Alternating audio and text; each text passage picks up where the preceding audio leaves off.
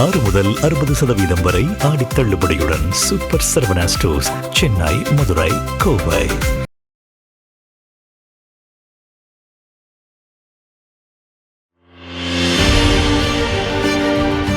Black and white நேயர்களுக்கு வணக்கம். அரசியல் சூத்திரம் நிகழ்ச்சியில் பத்திரிகையாளர் டிவி சோமு சார் நம்முடன் இணைகிறார். வணக்கம் சார். வணக்கம். இன்னைக்கு ஊடகத்தில் செய்தியெல்லாம் பார்த்துருப்பீங்க, பிரேக்கிங். அதாவது லஞ்ச லாவணியத்துக்கு எதிராக முதலமைச்சர் விஜய் சாட்டையை சுழற்றி இருக்கிறார் அப்படின்ற மாதிரி தான் பிரேக்கிங் செய்தியெல்லாம் போகணும். வலிக்குது சாட்டையை சுழற்றி. அமைச்சரவை கூட்டம் நடந்தது. அந்த கூட்டத்துக்கு முன்னாடி அங்கே இருக்க அதிகாரிகள்லாம் அனுப்பிட்டு யார் தவறு செய்தாலும் நடவடிக்கை எடுப்போம், எந்த முறைகேடும் ஊழல் புகாரும் வரக்கூடாது அப்படின்னு ஸ்ட்ரிக்டாக சொன்னதாக தகவல் சொல்கிறாங்க. அது இந்த மாங்காடு பக்கத்தில் இருக்கக்கூடிய மாம்பாக்கம் ஊராட்சி தலைவர் தாவேகாவை சேர்ந்தவர் லஞ்ச பணம் வாங்கியதாக வீடியோலாம் வெளியாச்சு. அவரை நேற்று கட்சியிலேருந்து நீக்கியிருக்காங்க, அப்புறம் கைதும் செய்திருக்கிறார்கள். இதை தொடர்ந்து ஏற்பட்டிருக்கக்கூடிய விஷயங்களா இது? அதாவது இந்த மாதிரியான விஷயங்கள் தொடர்ந்து வந்துட்டு தான் இருக்குது. லஞ்ச ஒழிப்பு போலீஸ் பார்த்தீங்க அப்படின்னா, இப்போ 2 நாளைக்கு முன்னாடி கூட ஒரத்த நாட்டில் அவங்களுடைய நடவடிக்கை பார்த்தோம். இந்த மாதிரி தொடர்ந்து சின்ன சின்ன விஷயங்கள்லாம் நான் அதுக்காக வந்து அந்த நடவடிக்கை நம்ம சாதாரணமானதுன்னு சொல்லலை. அந்த சில லட்சம் அப்படிங்கிற அளவுக்கான ஒரு விஷயங்கள்லாம் அவங்க எடுக்கக்கூடிய நடவடிக்கைகள்லாம் ரொம்ப ஒரு பாராட்ட வேண்டிய விஷயந்தான். அது தொடரணும். அதே நேரத்தில் பழனியில் 100 கோடி ரூபாய் அரசு நிலம், அறநிலைத்துறை சம்பந்தமான நிலம், அதை 2 கோடிக்கு கொடுத்தாங்கன்னு சொல்லி ஒரு மிகப்பெரிய சர்ச்சை போயிட்டு இருக்கு. இப்போ இதில் வந்து எத்தனை பேரை அரெஸ்ட் பண்ணியிருக்கிறாங்க? இல்லை, கைது எதுவும் இல்லை. ஏன்னா இப்போ நீங்கள் வந்து ஒரு லஞ்ச ஒழிப்பு துறையில் வழக்கு போட்டு 1000 வாங்கினாங்க, 2000 வாங்கினாங்க, 5000 வாங்கினவங்கலாம் அரெஸ்ட் பண்ணுறீங்க, சந்தோஷம். தவறு எந்த தவறு பண்ணால் என்ன? இது எவ்வளோ பெரிய தவறு? இது தவறுங்கிறத தாண்டி குற்றம். அப்போ இந்த பழனி விஷயத்தில் என்ன நடந்திருக்கு? இங்கே பழனியில் இருக்கக்கூடிய சார்பதிவாளர் வந்து ஆள் இல்லை, டெபுடேஷனுக்கு ஒரே நாள் டெபுடேஷன் அப்படிங்கிறது வந்து உலகத்திலே இங்கே தான் கேள்விப்பட முடியும். அங்கே கொடைக்கானலேருந்து இங்கே வராராம், வந்து இதில் கையெழுத்து போடுறாராம், மறுபடி போகிறாராம், முடிஞ்சு போச்சு. அது எப்படி நடக்கும்? அவ்வளோ வேகமான ஒரு டெபுடேஷனை வந்து பார்க்கவே முடியாத, அவ்வளோ முக்கியமான ஒரு வேலை என்ன? ஒரு நாளில் வந்து டெபுடேஷன் போட்டு செய்ய வேண்டிய வேலை, இதை தவிர வேறு என்ன இருக்குது? அது 100 கோடியை வந்து 2 கோடியை ஆக்குறதுக்காகத்தான் அவர் வந்து வந்திருக்கிறாருங்கிறது வெளிப்படையாக தெரியுது. அப்போ இது வந்து கைது செய்யக்கூடிய அளவுக்கான விஷயம் இல்லையா? ஒன்று இல்லை. இப்போ அந்த இதில் கோர்ட்டு டைரக்ஷனை காட்டி அவர் பதிவு பண்ணிட்டு போயிட்டாரு அப்படின்ற மாதிரி பத்திரப்பதிவுத்துறை அமைச்சர் ஒரு விளக்கம் சொல்கிறாரு. கோர்ட்டு டைரக்ஷனை காட்டும்போது ஒரு சந்தேகம் வந்து, ஏன்னா ரெகுலர் இருக்கக்கூடிய ஆள் இருக்காங்க, இதில் என்ன இதுன்னு தெரியல, சர்ச்சை என்ன இருக்குன்னு தெரியல, அதனால் வெயிட் பண்ணுங்க அப்படின்னு கூட அவர் சொல்லியிருந்திருக்கலாம். இல்லை, இன்னொரு என்னுடைய கேள்வி, ஒரு பாமரனா நான் கேட்குறேன், ஒரு மிகப்பெரிய அளவில் ஸ்கேம் நடந்திருக்கு அப்படிங்கிறது தான் விஷயம் வெளியில் வந்திருக்குது. அப்போ இது வெளியில் வந்த உடனே அவரை காவலில் எடுத்து விசாரிக்கணும், வந்து நீதிமன்றத்தில் அவரை ஆஜர்படுத்தணும் அப்படின்னு தோணியிருக்காதா அரசுக்கு? அப்போ கோர்ட் டைரக்ஷன் அளவுக்கு இவங்க வாங்குற அளவுக்கு இவங்க காத்திருந்தார்கள் அப்படிங்கிற ஒரு யூகம் வருதுல்ல. இப்போ என்னுடைய கேள்வி நியாயமா இல்லையா? நான் வந்து ஒரு பாமரனா கேட்குறேன். இப்போ அவர் முன்ஜாமீனுக்கு அப்ளை பண்ணி அது வரைக்கும் அவர் கைது பண்ணக்கூடாதுன்னு சொல்லி, இல்லை, இந்த அளவுக்கான நேரத்தை நீங்கள் அனிதா ராதாகிருஷ்ணனுக்கு தரலையே. இப்போ அவதூறு வழக்கு அப்படிங்கிறதுக்காக கைது செய்யப்பட்டது அப்படிங்கிறதெல்லாம் வந்து கிடையாது. இங்கே அவதூறு வழக்கு பேசுனதுக்கு அவ்வளோ அவசரமாக கைது பண்ணிங்களா? வேலுக்கு வந்து அவர் வெளிநாட்டில் போய் சிகிச்சை பெற்று வந்ததுக்கு அப்புறமும் அவருக்கு மேலே வந்து லுக்கவுட் நோட்டீஸ் கொடுத்து, அந்த லுக்கவுட் நோட்டீஸை வந்து நாங்கள் ஏற்றுக்க மாட்டோம்னு சொல்லி நீதிமன்றம் சொல்ல மறுபடியும் போய் நின்னீங்கல்ல முறையீட்டுக்கு. அதில் இருக்கிற ஆர்வம் ஏன் இதில் இல்லைங்கிற கேள்வி மக்கள் கேட்பாங்கல்ல. அதுக்காக வேலு மேலேயோ இல்லை வந்து அனிதா ராதாகிருஷ்ணன் மேலே எடுத்த நடவடிக்கைகளை பற்றி நம்ம பேசலை. இதில் ஏன் வந்து அந்த வேகம் இங்கே இல்லைங்கிற கேள்வி வரும்ல. அந்த வேகத்தை இதுலேயும் காட்டலாம் அப்படின்றது தான். அதை தான் நம்ம சொல்கிறோம். அது தப்பு அப்படின்லாம் நான் சொல்லவில்லை, அது தப்பு சரிங்கிறத விட்டுருங்க. அந்த வேகம் இதில் ஏன் இல்லைங்கிற கேள்வி வரும்ல. ஏன் இல்லை? அதில் தான் இருக்குது பதில். ஆனால் இந்த விஷயத்தை பற்றி யாராவது பேசினால் நடவடிக்கை எடுப்போம் அப்படின்னு சொல்லிட்டு இதை பற்றி எழுதினவங்க, சோசியல் மீடியாவில் எழுதினவங்கள 3 பேரை கைது பண்ணியிருக்காரு. கைது யார்? விஜய். காவல்துறை அவர் தானே முதலமைச்சர். அப்போ அதை மட்டும் பண்ணுவீங்களா ஆஃபீஸர்? இது என்ன நியாயமாக இருக்குது? ஏன் அந்த வேகம் இதில் இல்லை அப்படிங்கிறது தானே முக்கியமான ஒரு விஷயம். இவர் தான் பேசுகிறாங்க, லஞ்சத்தை ஒழிப்போம், ஊழலை ஒழிப்போம், இந்த மாதிரி பேசிகிட்டு இருக்கிறாங்க. தவிர இந்த லஞ்ச ஊழல் அப்படிங்கிறது வந்து இந்த மாதிரியான முறைகேடுகள் மட்டுமே அல்ல. நீங்கள் தேவையில்லாமல் எதெல்லாம் நீங்கள் தனியாருக்கு கொடுக்குறீங்களோ அது எல்லாமே லஞ்ச ஊழலுடைய அடிப்படை தான். உதாரணமாக இப்போ சேலத்தில் வந்து சூயஸ்னு ஒரு தனியார் நிறுவனம், வெளிநாட்டு நிறுவனம், அவங்க தான் குடிமக்களுக்கு தண்ணீர் கொடுக்க போகிறாங்களாம். ஏன் அதை அரசு செய்ய முடியாதா? இது வரைக்கும் செஞ்சுட்டு இருந்தது என்ன? இப்போ மற்ற ஊர்களில் இப்படி இது எதுக்கு ஒரு தனியார் நிறுவனம்? ஏற்கனவே சுமார் 700 கோடி ரூபா ஒதுக்குனதை இப்போ மறுபடி சேர்த்து 1000 கோடி ரூபாய்க்கு இது கூட அதிமுக அங்கே ஏதோ பொதுக்கூட்டம் சோசியல் மீடியாவில் தான் பார்த்தேன், ஒரு காணொலி காளியம்மாள் பேசியிருந்தது. அதாவது சேலத்தில் இனிமேல் தண்ணி எடுக்கணும்னா கூட நம்ம அந்த சூயஸ் அந்த தனியார் நிறுவனத்தை கேட்டு தான் நீங்கள் அனுமதி பெற்று தான் அவங்கள்ட்ட கேட்கணுன்ற மாதிரி. ஆமாம், அப்போ அதுவும் வந்து ஊழலில் தான் சேர்த்து. ஏன்னா நேரடியாக வந்து ஊழல் பண்ணுறதுக்கான ஒரு விஷயம் இல்லாமல் ஒரு தனியார்கிட்ட கொடுத்துட்டா ஒன்றுக்கு நல்லா சார்ஜ் போடும். இந்த தண்ணீர் விஷயம்னு இல்லை, எதுவாக இருந்தாலும் ஒரு அரசு செய்யக்கூடிய விஷயத்தை, அது அடிப்படையான மக்களுக்கு தேவையான விஷயத்தை தனியாரிடம் கொடுத்தால் அது ஊழல் தான். ஒரு விஷயம் என்னன்னு பார்த்தா, இப்போ இந்த கூட்டணி ஆட்சின்னு அமைக்கும் போது சட்டமன்றத்திலேயே அமைச்சர்கள் பேசும்போது சொன்ன விஷயம் என்னன்னா, கூட்டணி ஆட்சி யார் அமைப்பார்கள், நாங்கள் தப்பு பண்ண மாட்டோன்ற தைரியம் இருக்கவங்க தான் அமைக்க முடியும் அப்படின்றத சட்டமன்றத்திலேயே பதிவு பண்ணாங்க. அப்போ இதில் கம்யூனிஸ்ட் கட்சிகள் ஆதரவோடு இந்த ஆட்சி நடக்குது. கம்யூனிஸ்ட் கட்சிகள் பொதுவாக அந்த தனியார் மையத்துக்கு மற்ற அரசு வேலைகளை வந்து தனியாரிடம் ஒப்படைப்பது இதுக்கெல்லாம் கொஞ்சம் எதிர்ப்பு தெரிவிப்பாங்களே, அனுமதிக்கிறதுக்கு அந்த அளவுக்கு வரமாட்டாங்களே. அப்படி இருக்கிறவங்க அவங்களுடைய ஆதரவில் நடக்கக்கூடிய இந்த ஆட்சியில் இதெல்லாம் சாத்தியப்பட்டுருமா? அது இப்போ சேலத்தில் வந்து தனியாருக்கு ஏன் குடிநீர் வந்து வழங்கக்கூடிய அந்த ஒரு நிர்வாகத்தை கொடுத்தீங்கன்னு சொல்லி இப்போ சிபிஎம் அதுக்கு கேட்டிருக்குது. அது என்னன்னா ரொம்ப கூட்டணி கட்சிங்கனால ரொம்ப தயவாக அதை மறுபரிசீலனை பண்ணுங்க அப்படின்னு. நிச்சயமாக அதை மறுபரிசீலனை பண்ண போகிறதே கிடையாது, அது தெரிஞ்ச விஷயம். இப்போ இவங்களும் விட்டுட்டு அடுத்த மேட்டருக்கு வந்துடுவாங்க, அவ்வளோதான். எதிர்ப்பு தெரிவிக்கணுமேங்கிறதுக்காக தெரிவிக்கிறதா. நீங்கள் இதெல்லாம் செய்கிறீங்க, தனியார் மயமாக்கல இருக்கு, குடிக்கிற தண்ணி கூட வந்து தனியார் மயத்திட்ட போகணுமா, அது எங்களுக்கு தேவையில்லை, அப்போ இதை நீங்கள் செய்யலை அப்படின்னா நாங்கள் கொடுக்குற ஆதரவை வாபஸ் வாங்குவோம் அப்படின்லாம் சொல்ல போகிறது கிடையாது. கேட்டால் ஆளுநர் ஆட்சி வந்துடும், அதன் மூலமாக பிஜேபி வந்துடும். ஆனால் அதே நேரத்தில் இவங்க கம்யூனிஸ்ட் எதிர்ப்பு தெரிவித்து தான் ஆகணும். அதனால் அந்த எதிர்ப்பு, அவ்வளோதான். இதை தாண்டி ஒன்று ஏன் இப்போ இது நடந்ததுக்கு இருக்குது. இப்போ நாகர்கோயிலில் ஒரு சிறையில் வந்து ஒரு கைதி வந்து அடித்து கொல்லப்பட்டிருக்கிறாரு. யார் வாயை திறந்தா? கூட்டணி கட்சியில் அடித்து கொல்லப்பட்டிருக்கான்ற விஷயம் 2-3 நாள் அந்த உடலை வாங்க மறுத்து அந்த உறவினர்கள் நடத்துகின்ற போராட்டத்திற்கு அப்புறம் 3 பேர் கைது அடித்து கொல்லப்பட்டிருக்கிறான்ற சம்பவம் வருது. இப்போ இதுவே வந்து இவர் என்ன சொன்னார், திமுக ஆட்சி காலத்தில் இந்த அஜித்குமாருங்கிற இளைஞர் அடித்து கொள்ளப்பட்ட அந்த நிகழ்வில் இதான் அப்போதைய முதலமைச்சர் மு.க. ஸ்டாலினே ஒரு பிரம்பு எடுத்துகிட்டு போய் அவனை அடித்து கொண்ட மாதிரி தானே பேசினார் விஜய். அப்போ இப்போ இருக்கிற போலீஸ் யார் போலீஸு? அதை ஏன் நீங்கள் மறைக்கிறீங்க? அந்த உறவினர்களுடைய போராட்டத்துக்கு அப்புறம் தானே வந்துச்சு விஷயம். இல்லை, ஆனால் அமைச்சர் நிர்மல்குமார் சொல்கிறாரு, நாங்கள் பாருங்கள் மறைக்கவே இல்லை, யாரையும் நாங்கள் காப்பாற்ற முயற்சிக்கலையே அப்படின்றாரு. இப்போ அந்த கொடுமை நடந்த உடனே அவங்க வந்து மீடியாவுக்கு வந்துட்டாங்களாமா? கொடுமை நடந்த உடனே வந்து சஸ்பெண்ட் பண்ணிட்டாங்களா? கொடுமை நடந்த உடனே வந்து 3 பேர் 2 நாள் போராட்டம் நடந்துட்டு இருக்கும்போது இந்த சபரி வர்மன் அவருடைய உறவினர் சொல்கிற விஷயம் என்னன்னா, நான் எங்கள் அம்மா எல்லாம் இங்கே போராட்டத்தில் இருக்கிறோம், எங்கள் அப்பாவுக்கு ஏதோ உடம்பு சரியில்லை, ஆனால் அவர்கிட்ட போய் போலீஸ் வந்து உடலை வாங்கிறதுக்கான கையெழுத்து வாங்கிறதுக்கு போகிறாங்க. அதை தான் கேட்குறான். இப்போ ஒரு கொடூரம் நடந்துருச்சு, நடந்த உடனே இவங்க நடவடிக்கை எடுத்தாங்களா? நம்ம விஜய் மாதிரி வந்து இல்லை, இது வந்து விஜயே போய் காக்கி யூனிஃபார்ம் போட்டுட்டு அவர் அடித்து கொண்டாருன்னு நம்ம சொல்ல தயாராக இல்லை. சிறையில் இருக்கக்கூடிய காவலர்கள் செய்த தண்டிக்க வேண்டிய தவறு, அதை நம்ம ஏற்றுக்கிறோம். இதுக்கும் விஜய்க்கும் தொடர்பு இருக்கும் அப்படிங்கிற மாதிரிலாம் பேசுகிறதுக்கு நம்ம ஒன்றும் விஜய் கிடையாது. நம்ம யதார்த்தத்தை யோசிக்கக்கூடியவங்க, அங்கே உள்ள சூழல் நமக்கு தெரியும். ஆனால் அதற்கப்புறம் நடவடிக்கை எடுக்க வேண்டியது வந்து காவல்துறை தானே. காவல்துறையை தன்னுடைய கையில் வைத்திருக்கக்கூடிய முதலமைச்சர் விஜய் தானே. அவர் என்ன நடவடிக்கை எடுத்தார்? இந்த மக்கள் போராட்டத்துக்கு அப்புறம் தானே போயிருக்குது. ஆக இவங்க மூடி மறைக்க பார்த்துருக்குறாங்க அப்படிங்கிற விஷயம் தானே இதில் வந்திருக்கு. தவிர நீங்கள் சொன்னீங்களே அதுதானே உண்மை. ஏன்னா ஒரு பக்கம் போராட்டம் நடக்குது, இன்னொரு பக்கம் பார்த்தீங்கன்னா அவங்க வீட்டில் போய் வந்து பேரம் பேசுகிற மாதிரி இல்லை, இதை நீங்கள் வந்து உடலை வாங்கிங்கன்னு நடக்குது. அப்புறம் என்ன அர்த்தம்? இதை தாண்டி இன்னொரு விஷயம் என்னன்னா, இந்த மாதிரியான கஸ்டோடியல் டெத்து அது லாக்அப்பில் நடந்தாலும் சிறையில் நடக்கும். இது நாகர்கோவில் நடந்து 2-3 நாட்களாக போயிட்டு இருக்கும்போது நேற்று இரவு ஒன்று சென்னை புழல்லையும் இதே மாதிரி குட்கா கேஸில் ஒரு வியாபாரி சிறைச்சாலையில் மரணம் அப்படி மர்மம் இருக்குது அப்படின்றாங்க. இதில் என்னன்னா, இதில் வந்து தவேக ஆட்சி, திமுக ஆட்சி, அதிமுக ஆட்சிங்கிற வேறுபாடு அல்ல. இவங்க யாருக்குமே இந்த மாதிரியான ஒரு அது வந்து லாக்அப் டெத்தோ இல்லை வந்து சிறையிலோ இந்த கஸ்டோடியல் டெத்து அப்படிங்கிற ஒரு விஷயத்தில் அதை சரி பண்ணணுங்கிற நோக்கம் கிடையாது. ஏன் இப்படி சொல்கிறேன் அப்படின்னா, 2006 இது சம்மந்தமாக உச்சநீதிமன்றம் ஒரு தீர்ப்பு அளிச்சிச்சு.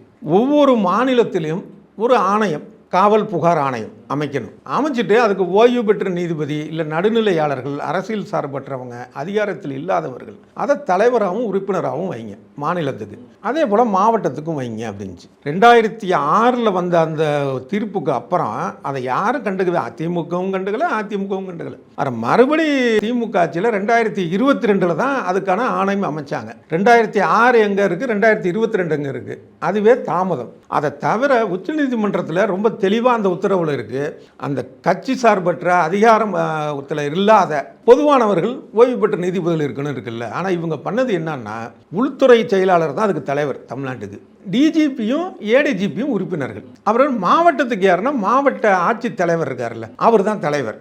எஸ்பி அவருக்கு அப்புறம் இருக்கக்கூடியவங்க உறுப்பினர்கள். அதே துறையில் ஒரு குற்றம் நடக்குது, இல்லை புகார் வருது அப்படின்னு சொன்னால் அந்த துறையில் இருக்கவங்களே உச்சநீதிமன்றத்தினுடைய ஒரு உத்தரவே நீங்கள் மதிக்கலையே, இந்த அரசுகள் மதிக்கவே இல்லை, கண்டுக்கவே இல்லை. அப்புறம் திமுக வந்து அதுக்கான ஒரு ஆணையத்தை அமைச்சும் அதை வந்து உச்சநீதிமன்றம் சொன்னதை கேட்கல. இப்போவாவது விஜய் என்ன நினைக்கணும்னா, ஜோசப் விஜய் என்கிற அவர் தன்னை ஒரு முதலமைச்சர் என்பதை நம்ப வேண்டும். இன்னும் வந்து டயலாக் அடிச்சுட்டு இருக்கிறது, தேவைக்க தலைவர்னு நினச்சிட்டு இருக்கிறது, இல்லை நடிகர் நினச்சிக்கிட்டு பேசுறது, இதெல்லாம் கொஞ்சம் ஒதுக்கி வச்சுட்டு இவர் பேசுகிற இடத்துல இல்லை, செயல்படக்கூடிய அளவில் இருக்கிறாரு. இப்போயாவது அந்த ஆணையத்துக்கு தகுதியான நபர்களை நியமித்து, ஏன்னா அது ஒரு அதிகாரம் உள்ள ஒரு ஆணையம், அதை நடைமுறைக்கு கொண்டு வந்தாங்கன்னா இந்த மாதிரியான இந்த கஸ்டோடியல் டெத் அப்படிங்கிறது வந்து ஆக பெரும்பாலும் குறைவதற்கு வாய்ப்பு உண்டு.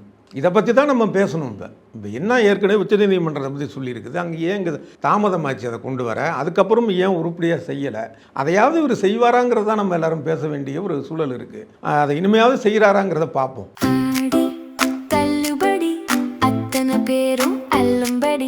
6 முதல் 60% வரை ஆடி தள்ளுபடியுடன் சூப்பர் சரவணா ஸ்டோர்ஸ், சென்னை, மதுரை, கோவை. இந்த விஷயங்கள் எல்லாம் பேசும்போது அமைச்சர் நிர்மல்குமார் செய்தியாளர் சந்திப்பில் சொல்லும்போது, திமுக, அதிமுக, பாஜக இதெல்லாம் கைகோர்த்து கொண்டு தாவேக ஆட்சியை மாற்ற வேண்டும், அதற்காக தாவேக்காவில் இருப்பவர்கள்லாம் எம்எல்ஏக்களை இழுக்க வேண்டும் என்ற சதி வேலைகளை தான் செஞ்சிட்டு இருக்கிறாங்க அப்படின்னு சொல்கிறாரு. இன்னமும் இது தொடர்கதையாக அந்த போயிட்டு தான் இருக்குது அந்த விஷயங்கள். குதிரை பேரம் ஒரு பக்கம் தாவேக்காவை விமர்சனம் ஒரு பக்கம் பண்ணால், தாவேக்கா இன்னொரு பக்கம் திமுக விமர்சனம் பண்ணுது. இப்போ பாஜக, அதிமுக 3 கட்சிகளும் கைகோர்த்து கொண்டு வருகின்றன. என்னென்ன தமிழ்நாட்டில் இந்த சிக்கல் பிரச்சனைக்கு விடிவு காலம் இல்லாமல் ஓடிக்கிட்டு இருக்கு, என்ன விஷயம் சார்? இல்லை, இந்த திமுக, அதிமுக, பாஜகவை தூக்கி தனியாக வச்சிருவோம். ஏன்னா பாஜகவுடைய ஒரு அருள் இல்லை அப்படின்னா தாவேக்கா ஆட்சிக்கே வந்திருக்க முடியாது. ஒன்று வாக்கு எந்திரம், அதில் உள்ள கோளாறுகள், அதை நம்ம நிறையா பேசியிருக்கிறோம், தனியாகவும் பேசுவோம், அது ஒரு காரணம். இன்னொன்று ரொம்ப சிம்பிளான விஷயம், எல்லாருக்கும் புரிகிற விஷயம். தனக்கு பிடிக்காத ஒரு கட்சி இன்னொரு கட்சியிலேருந்து ஆளை இழுத்துச்சு, எம்எல்ஏவையோ எம்பியோ இழுத்துச்சுன்னா உடனடியாக அதை பாஜக தடுத்துருக்குமா இல்லையா? ஆனால் அமமுக எம்எல்ஏ காமராஜ் இவங்க இழுத்தப்ப பாஜக கண்டுக்கலை. ஏன்னா மத்தியில் ஆண்டுகிட்டு இருக்காங்க. இங்கே மாநிலத்தில் இருக்கக்கூடிய அரச படைகளை விட உளவுத்துறை, லஞ்ச ஒழிப்புத்துறை, இந்த மாதிரியான துறைகளை விட மத்தியில் இருக்கிறவங்களுக்கு அதிகம் உண்டு இல்லை. சிபிஐ இருக்குது, இடி இருக்குது, எத்தனை விஷயங்கள் இருக்குது அவங்களுக்கு வந்து விசாரணை இது இருக்குது, இன்கம் டேக்ஸ் இருக்குது. அவங்க பண்ணியிருக்கலாம்ல, விட்டுருப்பாங்களா? அமமுக எம்எல்ஏவை கூப்பிட்டு இழுத்துட்டு வந்தப்ப வரல. இப்படி ஒரு பயம், அச்சம் இருக்கிற மாதிரி இருந்தால் அதிமுகலேருந்து எல்லாரும் போக மாட்டாங்க. அதுக்கு அடுத்தது அதிமுக எம்எல்ஏக்கள், மொத்தம் 6 பேர் அதிமுக எம்எல்ஏக்கள், இவர் சொத்து 7 பேர். அப்போ இதுலேருந்தே தெரியுது பாஜகவுடைய ஆசையில் தான் தேவைக்க ஆட்சியே நடக்குது. பாஜக ஆளுநர் பதவியேற்பெல்லாம் நடத்தாம 4ஆம் தேதி ரிசல்ட்டுக்கு அப்புறம் 10ஆம் தேதி வரைக்கும் இழுக்கிறதுக்கு காரணங்கள் என்ன? அப்ப ரொம்ப சிம்பிளான விஷயம், 2 விஷயத்தையும் சேர்த்தே சொல்றேன். இதுக்கு முன்னாடி ஒரு விஷயம் நடந்தது இருக்குல்ல, இந்த வாக்கு எந்திரத்தில் சந்தேகம் இருக்கிறதுக்கு கூட அதை கேட்பாங்க. அப்படி வாக்கு எந்திரத்தில் ஒரு கோளாறு நடந்திருந்தால் பாஜக ஏன் தனக்கு ஒரு எம்எல்ஏ மட்டும் வச்சுக்குது, அப்படியே அள்ளி போட்டிருக்கலாமே 27 எம்எல்ஏக்களை அப்படின்னு. அப்போ நம்ம கேள்விக்குப்பா கேட்போம்ல, என்னப்பா உனக்கு மட்டும் இப்படிப்பா திடீர்னு 27 எம்எல்ஏ ஜெயிச்சாங்க, இல்லை 20 பேர் ஜெயிச்சாங்கன்னு கேட்போம்ல. இந்த கேள்விக்கு ஆனால் அந்த கேள்வியே வராத அளவுக்கான ஒரு விஷயத்துக்காக தான் தாவேக பக்கம் போனது, அந்த வாக்குகளை அங்கே கொண்டு போய் செலுத்தினது எந்திரம் மூலமாக. ஒன்று. அதே போல தான் இந்த கள்ளக்கூட்டணி தெரியக்கூடாதுங்கிறதுக்காக தான் ஆளுநருடைய அந்த ஒரு செல்ல விளையாட்டு. ஃபைனலில் என்ன பண்ணாரு, தவிர டெக்னிக்கல் ஏரரும் இதில் உண்டு. இப்போ விஜய் தரப்புலேருந்து போயிட்டு எங்கள்கிட்ட இந்த மாதிரி 107 எம்எல்ஏக்கள் இருக்கிறாங்க, அதான் இவர் 2 ஜெயிச்சார்ல, அதனால் 107 எம்எல்ஏக்கள் இருக்காங்கன்னா ஓகே, எங்கள்கிட்ட மெஜாரிட்டி இருக்குது அப்படிங்கிற வார்த்தையை அதில் போட்டு காங்கிரஸ் எம்எல்ஏக்கு 5 பேரோட சேர்ந்து போனதானே அதுதான் சிக்கலாயிடுச்சு. ஏன்னா 107 5 112 தானே வருது. அந்த வார்த்தையில் வந்து டெக்னிக்கல் ஏறாரு. ஆனால் இதே இன்னும் கூட அவங்க நினச்சிருப்பாங்க என்னன்னா, அதையே கூட ஏற்றிருப்பார் ஆளுநர், கொஞ்சம் விளையாண்டு பார்க்கலாம் அப்படிங்கிறது தான். அது ஒரு செல்ல விளையாட்டு தான். அதனால் இதனாலலாம் வந்து அப்படியே முறைச்சிக்கிட்டாங்க தாவேக்காவை அப்படிங்கிறதுலாம் இல்லை. அதை தாண்டி பார்த்தோம் அப்படின்னா, இப்போ ஆளுநர் வந்து மதுரையில் ஆய்வு பண்ணதை நிர்மல்குமார் பேசினார். ஆனால் அதே ஆளுநர் வந்து அதுக்கப்புறம் என்ன சொல்கிறாரு, மக்கள் பிரச்சனையை எனக்கு வந்து சொல்லுங்கிறாரு. இங்கே ஒன்றும் வாயை திறக்கலை. என்ன அடுத்தது வந்து இந்த பல்கலைக்கழகங்களுக்கு கூடுதலான ஒரு உறுப்பினரை சேர்க்கணும் அப்படிங்கிற ஒரு பிரச்சனை வந்துட்டு இருக்கு. அதுக்கு இவங்க ஒன்றும் சொல்லலை. இப்படி வரிசையாக பார்த்தோம் அப்படின்னா ஒவ்வொரு விஷயத்துக்கும் இவங்க வந்து மத்திய பாஜக அரசுக்கான ஒரு ஆட்சியாக தான் இது இருக்குது. இப்போ இந்த ஒட்டுமொத்தமாக பார்க்கும்போது நிர்மல்குமார் சொல்கிறாருல, பாஜக, திமுக, அதிமுகன்னு. அதனால் இதில் பாஜகவை எடுத்து தனியாக வச்சிடலாம். இப்போ திமுக அதிமுகவுக்கு வருவோம். இதில் தான் அவங்க ஒரு நேரேட்டிவ் பண்ணுறாங்க ஆரம்பத்தில் இருந்த. இப்போ எவ்வளோ கொடுமை பார்த்தீங்களா, திமுகவும் அதிமுகவும் சேர்ந்து ஆட்சி அமைக்க பார்த்தாங்க அப்படின்னு. ஏன் அமைச்சா என்ன, இல்லை என்ன தப்பு இருக்குது? தேர்தலுக்கு அப்புறம் வரக்கூடிய கூட்டணி எதிரெதிராக போட்டிட்டு எத்தனையோ கட்சிகள் இப்படி சேர்ந்துருக்குது. ஏன் இங்கேயே என்னாச்சு? திருமாவளவனும் வன்னியரசும் பேசாத பேச்ச விஜய. திருமாவளவன் சொன்னார், மனசாட்சியே இல்லாத மனுஷங்க, பணம் போகுது, அதை அந்த நேரத்தில் கூட பார்த்தா பேசிக்கிட்டு பாடிக்கிட்டு, என்னங்க அது ஆர்எஸ்எஸ் தாங்க இப்படி இருக்கும் அப்படின்னாரா? வன்னியரசு என்ன பேச்சு பேசினார்? இவங்க போய் நிற்கிறாங்க. அப்படி இருக்கும்போது திமுக அதிமுக, அதாவது அப்போ வந்த ஒரு பேச்சு அடிபட்டது. இந்த விஷயத்தை இப்போ திமுக கூட கூட்டணியில் இருக்கக்கூடிய கட்சிகளும் IUMLலேருந்து அதை யாரும் ஏற்றுக்கல. அதிமுகவுடன் சேர்ந்து கூட்டணி ஆட்சி அமைப்பது என்றதே அந்த இடத்துக்கு சொன்னது ஷாக் ஆனோன்னு சொன்னாங்க. கம்யூனிஸ்ட்கள் அது ஒரு பாஜக ஆட்சியாக இருக்கும் அப்படின்னாங்க. அதிமுகவிலிருந்து தாவேகாவுக்கு எம்எல்ஏ பதவிகளை ராஜினாமா பண்ணிட்டு போனவங்கலாம் ஏன் நாங்கள் ராஜினாமா செய்யணும்னா எல்லாரும் சொல்லக்கூடிய ஒரே காரணம் திமுகவுடன் இவர்கள் கூட்டணின்னு சொன்னாங்க. அதுதான் எங்களால் ஏற்றுக்கொள்ள முடியல. அதிமுகலேருந்து ராஜினாமா பண்ணிட்டு வர்றவங்களை பற்றி நம்ம பேச வேண்டிய தேவையே இல்லை. அவங்களுக்கு சந்தர்ப்ப சூழல் அமைஞ்சிச்சுன்னா இங்கே ராஜினாமா பண்ணிட்டு அமெரிக்காவில் ட்ரம்ப் கட்சியில் கூட போய் சேருவாங்க. ஆனால் அது முடியாது. ஏன்னா இங்கே வந்து இந்த குடியுரிமை எடுங்க அந்த பிரச்சனைலாம் இருக்கிறதுனால அதை விட்டுருவோம். அவங்க ஆளுங்கட்சி எது வந்தாலும் சேர்ந்துருவாங்க. இல்லை வெளிநாட்டில் கூட போய் சேர தயாராக தான் இருப்பாங்க. வாய்ப்பு இதெல்லாம் அமைஞ்சிச்சு, சட்டத்திட்டம் அமைஞ்சுன்னா அதை விட்டுருவோம். இந்த கூட்டணி கட்சிகள் என்ன நடந்திருக்குன்னு நான் யூகிக்கிறேன் அப்படின்னா, இதை திமுக சரியாக கன்வே பண்ணியிருக்காதுன்னு நினைக்கிறேன். எப்படின்னா, அதிமுகவும் பாமகவும் கூட்டணி ஆட்சி அமைக்கட்டும், நம்ம வெளியிலேருந்து ஆதரிப்போம் அப்படிங்கிறதான் ஒரு பேச்சு நடந்ததாக செய்திகள் வந்துச்சு. அந்த கூட்டணி ஆட்சியில் பாஜகவின் ஒரு எம்எல்ஏவும் இருப்பாருன்னு இவங்க நினச்சிருந்துருக்கலாம். அது இல்லைங்கிறத இவங்க சரியாக கன்வே பண்ணலையா அந்த இதில் அப்படிங்கிறது தெரியல. மே 4 தேர்தல் ரிசல்ட் வந்துட்டு இருக்கிறப்ப தேவைக்கு அதிகமான ஒரு சீட்டு வாங்கிட்டே இருக்கிறப்ப இந்த முதல்ல இதை சொன்னது நான் ஒரு யூகத்தில் சொன்னேன். அது நடக்குங்கிற நம்பிக்கை இல்லை. ஆனால் அதுக்கப்புறம் அதுக்கான முயற்சி நடந்திருக்கு.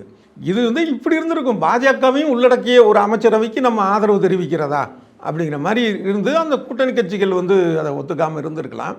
அப்படி இல்லாமல் அதிமுக பாமக மட்டும் ஆட்சி அமைச்சு அதை திமுக கூட்டணி வெளியிலேருந்து ஆதரிக்கிறதுனா தப்பு இருக்குது.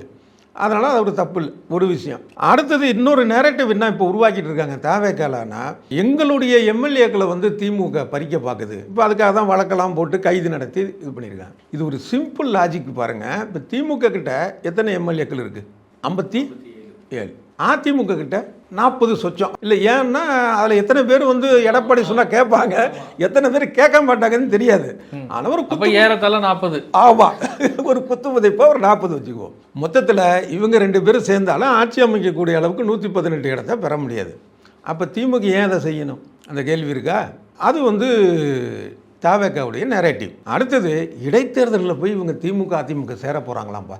ஏன் சேர்ந்தான்னா அது ஒன்றும் தப்பு இல்லையா? எப்படி ஏற்கனவே அவங்க 2 பேரும் அதிமுக பாமக அமைச்சரவை அமைச்சு திமுக வெளியிலேருந்து ஆதரவு அளிக்கிற மாதிரி இருந்திருந்தால் தவறு இல்லையோ, அதுமாதிரி வரக்கூடிய தேர்தலில் திமுக அதிமுக தொகுதி உடன்பாடோ இல்லை கூட்டணி வைக்கிறதுல தப்பு கிடையாது. ஆனாலும் அதை தப்பு அப்படிங்கிற மாதிரி ஒரு நேரேட்டிவை வந்து உருவாக்குறாங்க தேவைக்க. அதுக்கு எடப்பாடி பழனிசாமியும் ஏமாந்துட்டார் அப்படின்னு தான் சொல்லணும். அவர் சொல்லியிருக்கிறாரு, இப்போ திமுகவுடன் நாங்கள் வந்து கூட்டணியா, திமுக எதிர்த்து தான் எம்ஜிஆர் கட்சி ஆரம்பித்தார், தீய சக்தி திமுக எதிர்த்துன்னு. அதெல்லாம் நல்லா ஏமாத்திட்டாங்கன்னு அர்த்தம். ஏன்னா கடந்த சட்டமன்ற தேர்தல் பொது தேர்தலை பொறுத்தவரை பார்த்தா அதில் இவிஎம் மிஷின் இருக்கட்டும் போகட்டும் வரட்டும், அது தனி சாப்டர். வாக்கு அடிப்படையில் இந்த 2 கட்சியும் சேர்ந்தால் அந்த 2026 தேர்தலை பொறுத்தளவில் தாவேக வந்து கிட்ட நெருங்க முடியாது. ஆக இவங்க 2 பேரும் சேர்ந்துடக்கூடாதுன்னு நினைக்குது. அதுக்கு ஒரு பிரச்சாரம் பண்ணுது. இது ஏதோ பெரிய உலகத்தில் இல்லாத தப்பு மாதிரி. அதை வந்து நம்பி ஏமாந்துட்டார் எடப்பாடி பழனிசாமி. ஆனால் இதில் திமுக கொஞ்சம் விவரமாக இருக்குது. அவருடைய அமைப்பு செயலாளர் RS பாரதி சொன்னார்ல, எங்கள் பங்காளி தானே, சேர்ந்து நின்னா என்னன்னாரு ஒருத்தர் இப்போ 4-5 நாளைக்கு முன்னாடி. அந்த தெளிவு எடப்பாடி பழனிசாமிக்கு இல்லை. அதான் விஷயம். ஆக நிர்மல்குமார் சொன்ன விஷயத்துக்கு தான் வர்றேன். மறுபடியும் சொல்கிறேன், அவர் 3த்தையும் குற்றம் சாட்டுறாருல, பாஜக அதிமுக திமுகன்னு. தாவேக பாஜக ஆளு தான் அப்படிதான் சொல்லணும். ஏன்னா அவங்க தான் மேலே இருக்கிறாங்க. அதனால் அதை எடுத்துடலாம். மீதி 2 இருக்குது. அந்த 2 கட்சியும் கூட்டணி வச்சு என்ன தப்பு இருக்குது? தாவேக்காவோட நேரேட்டிவுக்கு ஏன் எடப்பாடி பழனிசாமி வந்து பயந்து போகணும்? இதான் விஷயம். நன்றி சார்.